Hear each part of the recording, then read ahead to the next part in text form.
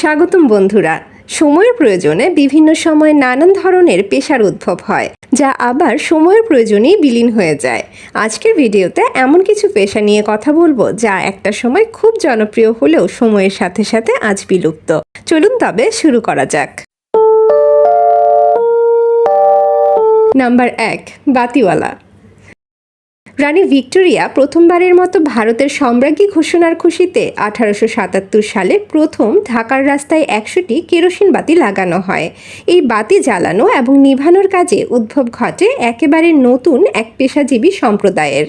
এদের কাজ ছিল প্রতিদিন সন্ধ্যায় এই বাতি জ্বালিয়ে দেয়া এবং সকালে নিভিয়ে দেয়া। এরা পরিচিত ছিলেন বাতিওয়ালা নামে। সন্ধ্যায় শহরের রাস্তায় মই আর কেরোসিনের বাতি নিয়ে বাতিওয়ালাদের ঘোরাফেরা তখন ছিল প্রতিদিনকার ঘটনা। 19 শতকের শেষের দিকে বাতিওয়ালাদের মাসিক বেতন ছিল 1 টাকা 7 আনা। পরবর্তীতে কেরোসিনের দাম বাড়ায় 1999 সালে তাদের বেতন 1 টাকা 3 আনাতে নামিয়ে আনা হয়। ঢাকায় বৈদ্যুতিক বাতির প্রচলন হলেও বহুদিন পর্যন্ত কেরোসিন বাতির চল ছিল, তাই ছিলেন বাতিওয়ালারাও। কালের বিবর্তনে বাতিওয়ালারা এখন কেবলই অতীত। নাম্বার 2, ভিস্তিওয়ালা।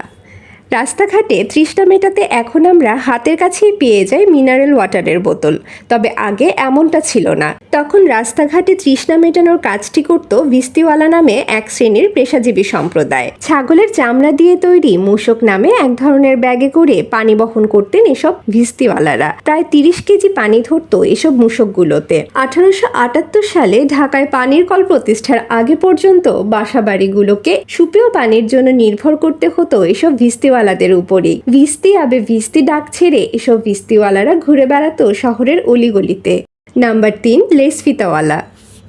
একটা সময় ছিল যখন শপিং মল বা বিপণী বিতানগুলোতে খুব একটা যাতায়াত ছিল না মহিলাদের। এ সময় মহিলারা নিজের শখের চুড়ি, ফিতা, দুল, টিপ সহ ইত্যাদি বিভিন্ন জিনিস কিনতেন লেসফিতাওয়ালাদের কাছ থেকে। কাঁধে সাদা কাপড়ে মোড়া কিছু কাগজের বাক্সে সাজানো থাকতো নানান ধরনের চুড়ি, ফিতা, চুল সাজানোর বিভিন্ন উপকরণ। আর হাতে থাকতো কাচের ঢাকনাওয়ালা একটি বিফকেস, যাতে থাকতো রং বেরঙের দুল সহ মহিলাদের বিভিন্ন সাজসজ্জা। 90-এর দশকের গ্রাম মফস্বলে বেড়ে ওঠা মেয়েদের ছেলেবেলার স্মৃতির সাথে মিশে আছে এসব লেসফিতাওয়ালারা।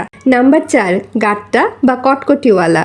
90 দশকের ছেলেবেলায় আরেক স্মৃতি বিজড়িত পেশার নাম গাট্টাওয়ালা। কাঁধে ভার হাতে পিতলের ছোট্ট ঘণ্টা নিয়ে ঘুরে বেড়াতো এসব গাট্টাওয়ালারা। পুরনো ধাতব কৌটা বা অন্যান্য জিনিসের বদলে এদের কাছে পাওয়া যেত চিনি বা গুড় দিয়ে তৈরি এক ধরনের শক্ত ক্যান্ডির মতো খাবার। কোনো কোনো এলাকায় একে কটকটিও বলা হতো। স্কুইড গেমের হানিকমই কিন্তু আমাদের ছোটবেলার সেই গাট্টা বা কটকটিরই একটি রূপ। ঘরে ফুরিয়ে যাওয়া তেলের শিশি, কাচের বয়াম ইত্যাদি ছোটরা জমিয়ে রাখতো এক টুকরো গাট্টা পাবার আশায়। কালের বিবর্তনে আজ আর দেখা মেলে না এসব গাট্টাওয়ালার।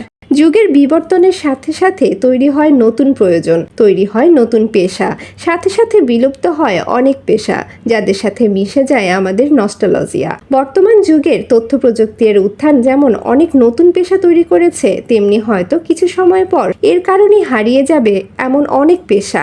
আজ এই পর্যন্তই। দেখা হবে পরবর্তী ভিডিওতে। আপনার ছেলেবেলার সাথে কোন পেশাটি জড়িয়ে আছে কমেন্ট করে জানাবেন। আর এরকম আরও ভিডিও দেখতে আমাদের চ্যানেলটি সাবস্ক্রাইব করবেন। আল্লাহ হাফেজ।